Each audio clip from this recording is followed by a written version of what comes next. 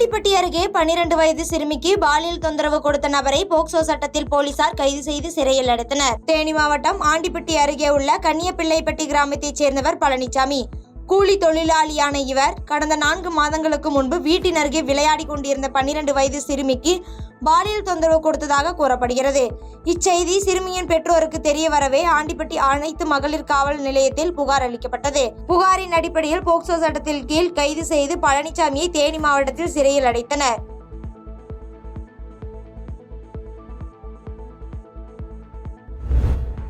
சோழிங்கநல்லூர் தொகுதிக்குட்பட்ட மக்களுக்கு அமைச்சர் உதயநிதி ஸ்டாலின் வீட்டுமனை பட்டாக்களை வழங்கியுள்ளார். சென்னை சோழிங்கநல்லூர் சட்டமன்ற தொகுதிக்குட்பட்ட பல்வேறு பகுதிகளைச் சேர்ந்த 2007 பேருக்கு வீட்டுமனை பட்டா வழங்கும் நிகழ்ச்சியை துவக்கி வைத்து வீட்டுமனை பட்டாக்களை அமைச்சர் உதயநிதி ஸ்டாலின் வழங்கியுள்ளார்.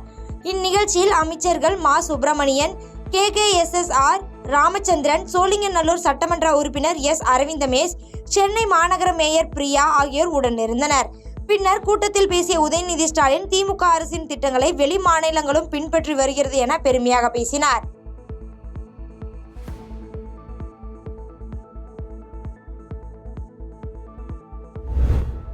GST மூலமாக பல்லாயிரம் கோடி மத்திய அரசுக்கு செல்கிறது. அதில் மாநிலங்களுக்கு ஒதுக்கப்பட வேண்டிய நிதி வழங்கப்படவில்லை என ஐ. பெரியசாமி பேட்டியளித்துள்ளார். திண்டுக்கல் ஆத்தூர் தாலுகாவில் அமைந்துள்ள கூட்டுறவு கலை மற்றும் அறிவியல் கல்லூரியின் 1ஆம் ஆண்டு வகுப்புகளை தொடங்கி வைத்த பின் அமைச்சர் ஐ. பெரியசாமி செய்தியாளர்களை சந்தித்து பேட்டியளித்தார். அப்போது பேசிய அவர், மத்திய பட்ஜெட்டில் தமிழ்நாடு புறக்கணிக்கப்பட்டுள்ளது. GST மூலமாக பல்லாயிரம் கோடி மத்திய அரசுக்கு செல்கிறது.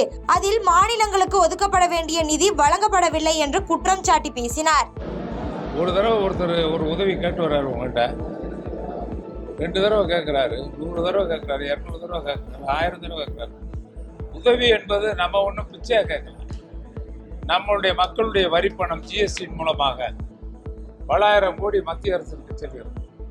அதற்கு உரிய மாநிலத்துக்கு கிடைக்க வேண்டிய நிதி வழங்கப்பட்டிருக்கிறதா என்றால் இல்லை, மிக குறைவாகத்தான் இருக்கு.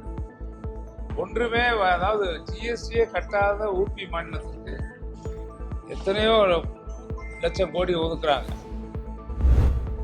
திருச்சி அருகே கடன் தொல்லை காரணமாக குழந்தைகளை கொன்றுவிட்டு தாயும் தற்கொலை செய்து கொண்ட சம்பவம் அதிர்ச்சியை ஏற்படுத்தியுள்ளது.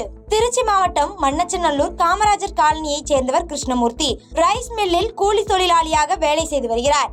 இவரது மனைவி கீர்த்தியா. இவர்கள் இருவருக்கும் கோகுல்நாத், சாய் நந்தினி என்ற 2 பிள்ளைகள் உள்ளனர். இந்நிலையில் குடிப்பழக்கத்தினால் கணவரும் கடன் வாங்கியுள்ளார். மனைவி கீர்த்திகாவும் பல சுய உதவி குழுக்களில் கடன் வாங்கி கடன் தொகையை திருப்பி செலுத்த முடியாமல் கஷ்டப்பட்டு வந்துள்ளார். இந்நிலையில் கடன்காரர்கள் கடனை கேட்டு நெருக்கடி கொடுத்துள்ளனர். இந்த நிலையில் கிருஷ்ணமூர்த்தி வேலைக்கு சென்று வீட்டிற்கு வந்தபோது மனைவி, மகன், மகள் ஆகிய 3 பேரும் தூக்கிட்டு தற்கொலை செய்திருப்பதை கண்டு கதறி எழுதார். இது குறித்து உடனடியாக காவல்துறையினருக்கு தகவல் தெரிவிக்கப்பட்டு தகவல் அறிந்து சம்பவ இடத்திற்கு வந்த காவல்துறையினர் உடலை கைப்பற்றி பிரேத பரிசோதனைக்காக மருத்துவமனைக்கு அனுப்பி வைத்தனர். இச்சம்பவம் குறித்து முதல்கட்ட விசாரணையில் கடன் தொல்லை காரணமாக கிருத்திகா தனது குழந்தைகள் இருவரையும் கொன்றுவிட்டு தானும் தூக்கிட்டு தற்கொலை செய்து கொண்டிருக்கலாம் என கூறப்பட்டுள்ளது. இந்த சம்பவம் மண்ணச்சநல்லூர் பகுதியில் பெரும் சோகத்தை ஏற்படுத்தியுள்ளது.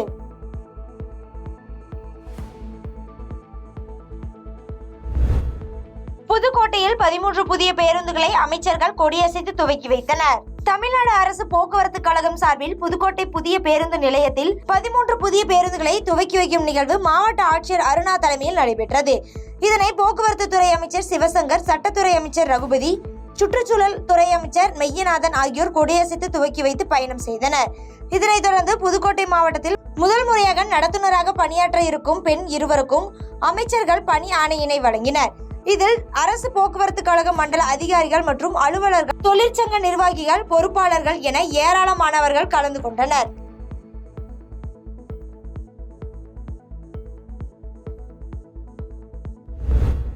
தென்காசி மாவட்டத்தில் பராசக்தி மகளிர் கல்லூரியில் 94 லட்சம் மதிப்பிலான கூடுதல் கட்டிடத்தை தமிழக முதல்வர் ஸ்டாலின் காணொலி வாயிலாக திறந்து வைத்தார். தென்காசி மாவட்டம் குற்றாலம் பேரூராட்சிக்குட்பட்ட பராசக்தி மகளிர் கல்லூரியில் 94 லட்சம் ரூபாய் மதிப்பீட்டில் கட்டப்பட்ட கூடுதல் வகுப்பறை கட்டிடத்தினை தமிழ்நாடு முதலமைச்சர் ஸ்டாலின் காணொலி காட்சி வாயிலாக திறந்து வைத்தார்.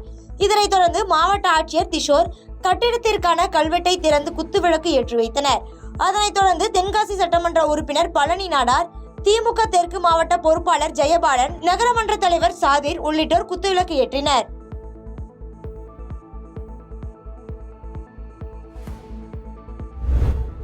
ஆவடியில் பாதுகாப்பு பணியில் ஈடுபட்டிருந்த விமானப்படை பாதுகாப்பு அலுவலர் துப்பாக்கியால் தனக்குத்தானே சுட்டுக்கொண்டு தற்கொலை செய்து கொண்ட சம்பவம் பரபரப்பை ஏற்படுத்தியுள்ளது. திருவள்ளூர் மாவட்டம் ஆவடி அடுத்த முத்தா புதுப்பேட்டை விமானப்படை குடியிருப்பை சேர்ந்தவர் காளிதாஸ்.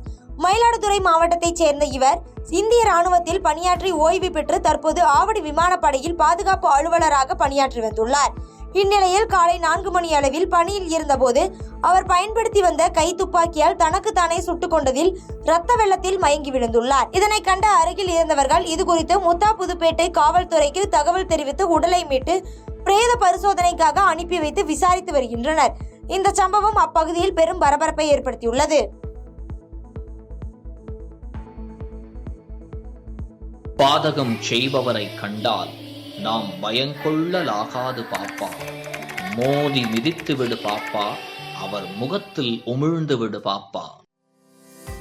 அண்மை செய்திகளை உடனுக்குடன் தெரிந்து கொள்ள இணைந்திருங்கள் இயம்நாடு தொலைக்காட்சியுடன்.